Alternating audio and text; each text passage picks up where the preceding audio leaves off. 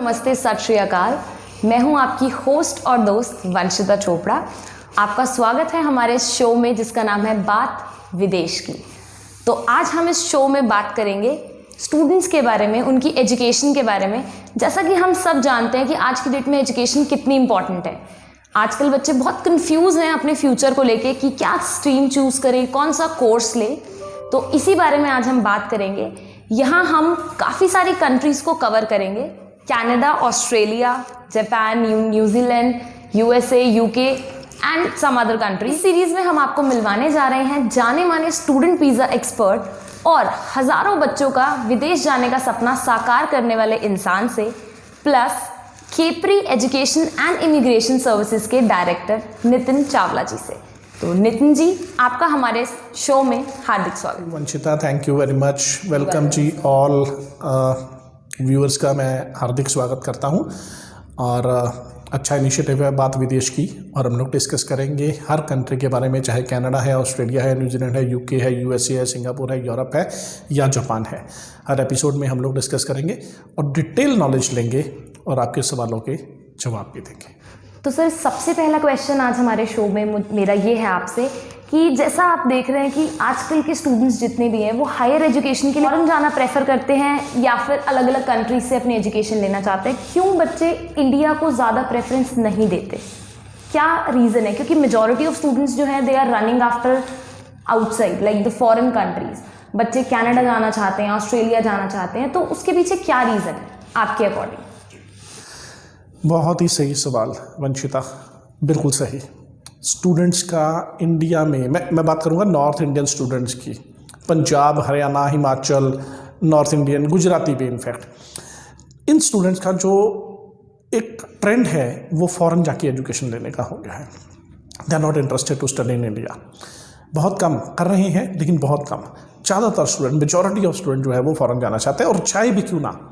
अगर आप education system की बात करें तो हमसे वो कहीं एडवांस हैं, कहीं एडवांस है हम लोगों से। उनका जो इंफ्रास्ट्रक्चर है, दो फैसिलिटीज़ वो लोग प्रोवाइड करते हैं, जो एजुकेशन सिस्टम है वो थोरो प्रैक्टिकल एजुकेशन सिस्टम है, जहाँ की इंडिया में थोड़ा सा जो प्रैक्टिकल कम लिया जाता है किसी भी एजुकेशन सिस्टम में। वर्ल्ड रैंकिंग की अगर आप बात करेंगे तो अमेरिका कहाँ स्टैंड कर रहा है, कनाडा कहाँ स्टैंड कर रहा है, यूके कहाँ स्टैंड कर रहा है, ऑस्ट्रेलिया कहाँ स्टैंड कर रहा है वर्ल्ड की टॉप 100 यूनिवर्सिटीज़ में, टॉप 6 यूनिवर्सिटी में, टॉप 5 यूनिवर्सिटी में। और हमारी शुरुआत ही 400 कुछ नंबर से हो रही है, 470 के बाद हमारी शुरू हो रही है। वेबोमेट्रिक्स पे आप चेक कर सकते हो। तो अगर एजुकेशन रैंकिंग सिस्टम उनका अच्छा है, अगर वो प्रैक्टिकल है, तो इन सब चीज़ों में करने की कोई भी बुराई नहीं है, पहली बात। दूसरी बात, पार्ट टाइम जॉब अलाउड। अगर बच्चा, मैं मानता हूँ कि अगर बच्चा कनाडा पढ़ने के लिए जा रहा है तो 15 से 16 लाख रुपये का खर्चा है एक साल का। I understand. खर्चा तो चलिए 9 से 10 लाख है, 4-5 लाख रुपये उसको जो सिक्योरिटी डिपॉजिट देना पड़ता है, उसको जाके वापस मिल जाता है, लिविंग एक्सपेंस है। तो इन सब चीज़ों में भी अगर हम लोग ध्यान रखें तो इतना पैसा लगा के भी अगर वो बच्चा इंडिया में पढ़ता है तो वो पार्ट टाइम जॉब भी नहीं कर पाता है या उसे जॉब मिलती नहीं है। Job opportunities are very low as compare to Canada, Australia, जहाँ पर बच्चा अगर पार्ट टाइम जॉब करता है तो अपना कम से कम खर्चा निकाल लेता है। 20-25 घंटे हफ्ते में काम किया और 20-25 घंटे हफ्ते का उसने खर्चा निकाल लिया। तो ये दोनों चीज़ें साइमल्टेनियसली चलती हैं। और उसके बाद स्टडी पूरी होने के बाद अगर बच्चे को परमानेंट रेजिडेंसी वहाँ की मिल जाती है, PR मिल जाती है, तो बच्चे के पास ऑप्शंस का भंडार है। हज़ारों ही बच्चे भेजने के बाद, हज़ारों स्टूडेंट्स फॉरेन भेजने के बाद हम लोगों ने भी यही जो कंक्लूजन निकाला है, life in abroad is far better than to live in India. Believe me, BTech करने के बाद, MTech करने के बाद बच्चों को कौन सी जॉब अपॉर्चुनिटीज़ है। अगर हम पंजाब की भी बात करें तो इंडस्ट्री किस तरफ जा रही है, या इंडिया में तो opportunities are very low, very very low. वही अगर बच्चा हायर एजुकेशन के लिए फॉरेन में जाता है तो अपॉर्चुनिटीज़ बहुत है। तो पहला सिस्टम जो वंशिता, जो पहला मेजर फ़र्क है जी, वो है education system ranking is very high, thorough practical है फॉरेन में, पार्ट टाइम जॉब मिल जाती है और उसके बाद बच्चा फॉरेन में परमानेंट सेटल भी हो जाता है। इंडिया में जहाँ तक बेरोज़गारी की, अनएम्प्लॉयमेंट की बात है, इसके पीछे रीज़न आई बिलीव पॉपुलेशन भी है। Indian population is very high. तो गवर्नमेंट्स भी क्या करें, हम लोग we can not always blame the government की इंफ्रास्ट्रक्चर नहीं तैयार करते हैं या एजुकेशन सिस्टम नहीं मेंटेन करके रखते हैं। तो ऐसी चीज़ों को अगर देखा जाए तो पॉपुलेशन भी वहाँ पर कम है। तो इस वजह से उन लोगों का तो जो रोज़ी रोटी है वो फॉरेन एजुकेशन ही है। वो लोग एजुकेशन बेचते हैं और बच्चा हमारा खरीदता है और वो फॉरेन एजुकेशन उनका जो है वो बिजनेस है। तो इस वजह से उन्होंने उस सर्विसेज में अपने सारे एफर्ट्स जो हैं वो यूनिवर्सिटीज़ ने सिलेबस बनाने में, प्रैक्टिकल सेशंस बनाने में, इन सब चीज़ों में उन्होंने एफर्ट्स लगाए हुए हैं। इसीलिए बच्चा सेटिस्फाइड हो जाता है जब वो फ़ॉरेन पढ़ने के लिए चाहता है। Thank you sir for your beautiful answer. Actually मुझे भी ये चीज़ नहीं पता थी कि जॉब अपॉर्चुनिटीज़ एक्चुअल में इंडिया में कम है कंपैरेटिव टू फॉरेन। वहाँ पे बच्चों को ज़्यादा अच्छी अपॉर्चुनिटीज़ मिल पाती हैं। तो सर दूसरा क्वेश्चन मेरा ये है कि 10th के बाद बच्चे स्ट्रीम चूज़ करते हैं तो काफ़ी बच्चे कंफ्यूज होते हैं, क्योंकि एंड में जाने के बाद उनको नहीं समझ आता कि हम क्या कोर्स ऑप्ट करें, तो वो बहुत कंफ्यूज रहते हैं कि हमारे लिए क्या एक्चुअल स्ट्रीम है क्या नहीं है। तो इसके बारे में आप क्या कहना चाहेंगे? तो मैं ये समझता हूँ कि there is never a wrong time to do the right thing. जब काम सही करना है तो आप कभी भी कर सकते हैं, लेकिन यहाँ बात आती है फॉरेन एजुकेशन की। हमारे पास ज़्यादातर स्टूडेंट वंचिता आता है 10+2 के बाद या ग्रेजुएशन के बाद। प्रॉब्लम कहाँ आती है मैं बताता हूँ। प्रॉब्लम आती है जब 10+2 में बच्चा आता है, उसने सब्जेक्ट पुअर लिए होते हैं। कई बार तो इतने पुअर सब्जेक्ट लिए होते हैं कि सिर्फ प्रैक्टिकल सब्जेक्ट्स होते हैं। कह दो म्यूजिक लिया है जी, सिर्फ होम साइंस लिया है, ड्राइंग लिया है। ऐसे बच्चे के लिए कोई भी ऑप्शन नहीं है। There is no option for this. मुझे लगता है इंडिया में भी नहीं है। अगर किसी ने drawing, physical education, home science ये सब ऑप्शन ले लिए तो ऐसी चीज़ों में नहीं है। तो मैं ये समझता हूँ कि राइट काउंसलिंग के लिए बच्चे को 10th के बाद ही मेंटली प्रिपेयर होना चाहिए। अगर बच्चा फॉरेन जाना चाहता है या नहीं भी जाना चाहता, हम लोग एक प्रोग्राम रन करते हैं जिसके बीच में हम लोग फेस टू फेस काउंसलिंग करते हैं स्टूडेंट्स की। वजह से स्कूल कॉलेजेस में आमतौर पर हम लोग फेमस है इस मामले में करने में। लेकिन मेरे ऑफिस में भी आजकल तो लॉकडाउन की वजह से चले बंद है, स्टूडेंट उसके पेरेंट्स कभी भी विजिट कर सकते हैं 10th के बाद बच्चा क्या करे, कौन से सब्जेक्ट ले, किस सब्जेक्ट में उसको बेनिफिट है और कौन से सब्जेक्ट स्ट्रिक्टली ना ले। यहाँ ये इंपॉर्टेंट नहीं है कि सब्जेक्ट कौन से लेने हैं, ये बहुत इंपॉर्टेंट है कि कौन से सब्जेक्ट्स नहीं लेने हैं, जिसका कोई भी करियर नहीं बनने वाला, ना इंडिया में ना विदेश में। अब प्रॉब्लम यहीं पर आती है कि बच्चा क्या करता है 10+2 में गलत सब्जेक्ट ले लेता है। मार्क्स चाहे 90% ले लिए, अगर वो ड्राइंग में ले लिए, फिजिकल एजुकेशन में ले लिए, म्यूजिक में ले लिए, संस्कृत में ले लिए, there is no use of this.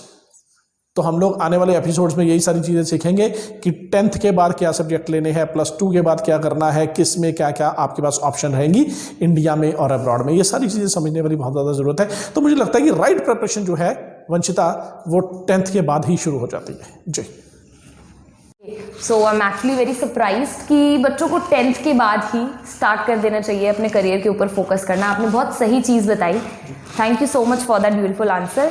My next question which goes is कि IELTS, PT, TOEFL, मैंने सुना है काफ़ी सारे एग्जाम्स रहते हैं, तो which is the appropriate one? कौन सा आपको लगता है कि बच्चों को ज़्यादा प्रेफर करना चाहिए, क्या कौन सी कंट्री के लिए सूटेबल है? तो वो मैं जानना चाहूँगी, क्योंकि ये बहुत सारे स्टूडेंट्स का क्वेश्चन हमारे पास आता है।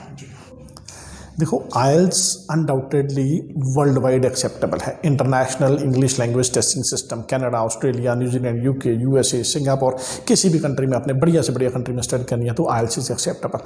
हालांकि बहुत सारी कंट्रीज में PTE भी इक्वली एक्सेप्टेड है, जैसे ऑस्ट्रेलिया में, UK में। IELTS कनाडा में देखिए, एक ना ये वीज़ा फ्रेमवर्क के ऊपर डिपेंड करता है। जैसे कनाडा में वीज़ा फ्रेमवर्क चलता है जी SDS और नॉन SDS।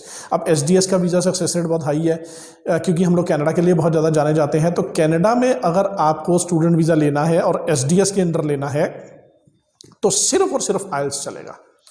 तो यहाँ कहने का तात्पर्य यह है कि अगर आपने IELTS किया है तो आप हर कंट्री के लिए एक्सेप्टेबल है, हर एक वीज़ा फ्रेमवर्क के लिए एक्सेप्टेबल है। चाहे आप कनाडा जा रहे हैं, ऑस्ट्रेलिया, न्यूजीलैंड, UK, USA, कहीं भी जा रहे हैं, IELTS इज इक्वली एक्सेप्टेबल। अब दूसरी बात आती है जी PT की। PT चलता है जी ऑस्ट्रेलिया में, PT चलता है UK में, USA और कनाडा भी ले लेते हैं, न्यूजीलैंड भी ले लेता है। कनाडा में SDS के अंडर फाइलिंग करने के लिए आपको PT नहीं चलता है, तो ज़्यादा वेटेज जो है वो IELTS ले लेता है, PT ले लेता है। TOEFL अब ओल्ड डेज की बात हो गई है। TOEFL बहुत कम स्टूडेंट्स करते हैं, ना के बराबरी कुछ एक यूनिवर्सिटीज़ एक्सेप्ट करती हैं, वो भी सिर्फ और सिर्फ कनाडा की और कुछ यूनिवर्सिटीज़ UK की और कुछ USA की। तो मेरे हिसाब से फर्स्ट प्रेफरेंस IELTS को ही देनी चाहिए जी।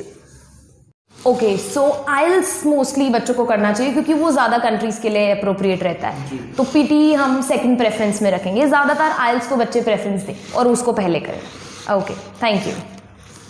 ओके, तो सर नेक्स्ट क्वेश्चन जो मेरा है वो ये है कि काफ़ी सारे बच्चे सिर्फ कोई भी कंसल्टेंट के कह देने पर कोई भी कोर्स सेलेक्ट कर लेते हैं, आगे अपना वे सोच लेते हैं कि हाँ ये तरीका है, बट बाद में वो लोग रिग्रेट करते हैं कि हमने शायद गलत गाइडेंस ले ली या क्या। तो आप उन लोगों के लिए क्या प्रेफर करेंगे? क्या सूटेबल चीज़ है जो बच्चों को करनी चाहिए जिससे उनको एक एग्जैक्ट रास्ता मिले अपनी फ्यूचर के लिए? बड़ा सही सवाल आपका। सच में 19 साल से हम लोग इस इंडस्ट्री में काम कर रहे हैं और 19 साल में कंसल्टेंट्स की या एजेंट्स की इतनी मशरूमिंग नहीं देखी है जितनी इस बार हो गई है। अब मुझे तो ये लग रहा है कि हर इंसान ही स्टूडेंट वीज़ा एक्सपर्ट बन गया है या वीज़ा का काम ही करना शुरू हो गया। हर इंसान यही काम करना शुरू हो गया है। पंजाब में तो बाढ़ सी आ गई है, जैसे आप हर तरफ जैसे नज़र घुमाए तो कंसल्टेंट ही कंसल्टेंट। अब इस सारे चक्कर में बंदा कंफ्यूज ना हो तो क्या हो। हर रोज़ खबरें सुनने को मिलती हैं कि धोखा हो गया जी, किसी ने धोखा दे दिया, कंसल्टेंट ने गलत कोर्स गाइड कर दिया, गलत रीज़न से वीज़ा रिफ्यूज़ हो गया। तो वो तो होना ही है। आपको देखा क्या है कि क्या आपका कंसल्टेंट कनाडा बेच रहा है, तो क्या कभी वो खुद कनाडा गया है? हम लोग अपनी बात करें तो हमारा अपना ऑफिस कनाडा में है, कैलगरी में। तो क्या आपका जो कंसल्टेंट ऑस्ट्रेलिया बेच रहा है, क्या वो खुद ऑस्ट्रेलिया गया है या यूके गया है, या उसने कभी खुद फॉरेन ट्रैवल किया है? या ऐसा नहीं है वो खुद तो कभी एयरपोर्ट तक भी नहीं गया और आपको वो सपने दिखा रहा है फॉरेन जाने के? पहली चीज़ देखने वाली बहुत ज़्यादा ज़रूरी है। दूसरी चीज़ यहाँ पर मोस्ट इंपॉर्टेंट ये है कि उसको नॉलेज कितनी क्या है, उसको प्रोडक्ट की नॉलेज कितनी है। 19 साल में हज़ारों स्टूडेंट्स भेजने के बाद हमने हर कंट्री के अलग अलग जैसे जैसे रूल्स चेंज होते गए हम लोग फॉलो करते रह गए, हर तरह की ट्रेनिंग्स लगाई, हर तरह की इंफॉर्मेशन गेन करी। तो इसके पीछे रीज़न क्या है? हम लोग तो हमेशा लर्निंग मोड में ही रहते हैं। वी आर ऑलवेज, मैं, मेरी टीम, मेरा स्टाफ सारा हमेशा लर्निंग मोड में रहता है। कोई ना कोई किसी न किसी कोर्स में या किसी किसी में लगे रहते हैं। ओनली रीज़न इज हमें अपग्रेड करना है क्योंकि हमारी रोजी रोटी यही है। कंसल्टेंट सही कैसे नॉलेज लें बच्चे, ये मैं बताता हूँ जी। कि सबसे पहले तो ये देखिए कि आपका कंसल्टेंट खुद कभी फॉरेन ट्रैवल किया है या उनका कोई फॉरेन में ऑफिस है, क्या उसके पास डायरेक्ट कुछ कॉलेजेस या यूनिवर्सिटीज़ हैं। मैं समझता हूँ हर कॉलेज और हर यूनिवर्सिटी हर एजेंट के पास नहीं हो सकती है, लेकिन क्या उसके पास कुछ एक रेप्यूटेड यूनिवर्सिटीज़ या कॉलेजेस की एग्रीमेंट्स हैं? क्या उसने आपकी जान पहचान में 10, 20, 50, 100 वीज़ाज लगवाए हैं? और उसके बाद क्या फाइल बनाने के बाद आपको चेक करवाई जाती है? मोस्ट इंपॉर्टेंट बात है। 90% कंसल्टेंट स्टूडेंट को पता ही नहीं लगने देते कि फाइल में क्या लिखा है क्या नहीं लिखा है। हमारे यहाँ प्रैक्टिस क्या की जाती है वंशिता, जब भी स्टूडेंट आता है फाइल लगवाने के लिए, सबसे पहले उसकी फाइल बना के स्टूडेंट को दी जाती है कि सबसे पहले स्टूडेंट खुद चेक करता है। आज ज़्यादातर केसेस में तो स्टूडेंट को सामने बिठा के फाइल बनाई जाती है। स्टूडेंट खुद फाइल चेक करता है। फाइल चेक करने के बाद स्टूडेंट जब उसे यस करता है, उसके बाद ही हम लोग उस फाइल को एम्बेसी में सबमिट करवाते हैं। क्रॉस चेक यहाँ से सही जॉब है। एक टीम फाइल बनाती है, दूसरी टीम चेक करती है, तीसरी टीम क्रॉस चेक करती है, फिर स्टूडेंट क्रॉस चेक करता है। जब हर तरह से कंसेंट यस आता है तभी फाइल लॉन्च की जाती है। यही एक रीज़न है हमारे सक्सेस का, और स्टूडेंट्स को भी बहुत अवेयर होने की ज़रूरत है। मैं ये समझता हूँ कि स्टूडेंट्स अनअवेयर है आज की डेट में। स्टूडेंट को क्या नहीं पता इंटरनेट के ऊपर बैठ के, क्या उसको इंस्टाग्राम नहीं पता, उसको फेसबुक नहीं पता, उसे यूट्यूब नहीं पता है, उसको व्हाट्सएप नहीं पता है, टिकटॉक नहीं पता या रील्स नहीं पता है। अगर नहीं पता है तो उसे अपनी फाइल के बारे में नहीं पता है। बहुत अवेयर होने की ज़रूरत है।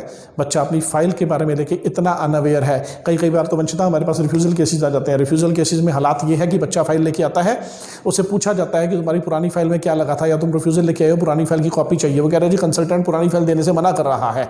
ये बच्चे का राइट है पुरानी फाइल लेना, और बल्कि फाइल लगने से पहले ही बच्चे की ड्यूटी है फाइल लेके रखना। मैं तो हमेशा से अवेयर करते आया हूँ। दूसरी बात, अगर वो फाइल जो है कंसल्टेंट देने से मना कर ही नहीं सकता, लीगली ही कैन नॉट। और दूसरी बात, अगर वो बच्चे को पता हो, पहले ही पता हो, बच्चा अवेयर होगी उसकी फाइल में क्या लगा है। मैं कहने का मतलब ये है कि बच्चे को सारी दुनिया की नॉलेज है, बच्चे को GB MB की नॉलेज है, बच्चे को मोबाइल फ़ोन की नॉलेज है, बच्चे को ये पता कि ये एंड्रॉयड है या आईफोन है या क्या है, कौन से गैजेट्स हैं, वो हर गैजेट की नॉलेज है। नहीं नॉलेज है तो उसको अपनी फाइल की नॉलेज नहीं है। ये बच्चे की अपनी लापरवाही बहुत बड़ी है। उसके करियर का सवाल है। उसे ज़रूरत है अपने आप के फाइल के ऊपर ध्यान देना, अपने काम के ऊपर ध्यान देना। तो सही कंसल्टेंट की पहचान करने के लिए अपनी फाइल की कॉपी अपने पास रखिए। आप देखिए 50, 100, 10, 20, 30 वीज़ा उसके आपके सर्कल में उस कंसल्टेंट के थ्रू लगे हैं। कितनी पुरानी कंपनी है, कितनी इस्टेब्लिशमेंट है, कितनी कंप्लेंट्स हैं उनके खिलाफ, और कितनी यूनिवर्सिटीज़ या कॉलेजेस वो डायरेक्टली रिप्रेजेंट करते हैं। बहुत आसान है। आज तो इंटरनेट का ज़माना है जी। आजकल ये तो है नहीं है कि आप 18वीं सदी में रह रहे हैं और आपको पता ही नहीं है कि हमारे शहर के बाद क्या हो रहा है। तो it's very easy to find.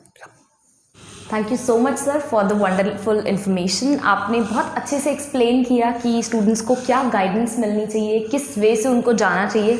I actually like that, और ये इन्फॉर्मेशन हम काफ़ी सारे स्टूडेंट्स को भेजेंगे जिससे उन्हें पता चले कि क्या उनके लिए सही है, क्या गलत है। तो आज का शो हम यहीं क्लोज़ करते हैं। ये हमारा इंट्रोडक्टरी सेशन था।